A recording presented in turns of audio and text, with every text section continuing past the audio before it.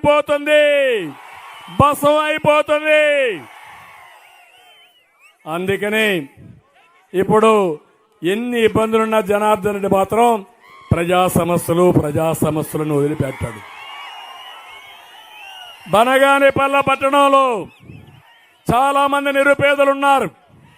వాళ్ళకందరికీ 2 సెంట్లు భూమి ఇవ్వాలన్నాడు. తప్పకుండా ఇచ్చే బాధ్యత మాది. నా పరాయి పరిశ్రమకు నా పీరియడ్లో ఏ విధానాలు ఉన్నాయో మళ్ళీ ఆ విధానాలు తీసుకొచ్చి ఆ పరిశ్రమను కాపాడే బాధ్యత మాదని మీ అందరికీ హామీ ఇస్తున్నా.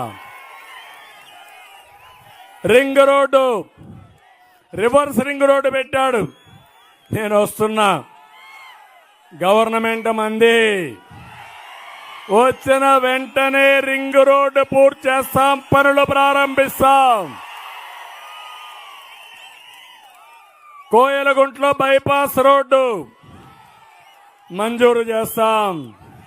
బనగానపల్లిలో ఇంజనీరింగ్ కాలేజీ, యువత కోసం స్కిల్ డెవలప్మెంట్ సెంటర్. బనగానపల్లిలో పేద ముస్లిం మహిళలు అధికంగా ఉన్నారు. వారికి ఆర్థికంగా పైకి తేవడానికి కార్యక్రమాలు.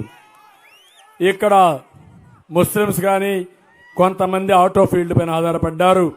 ఆటో నగర్ ఏర్పాటు చేస్తాం. బనగానపల్లిలో కోయలగుంట్లో పెండింగ్ లో ఉన్న షాదీ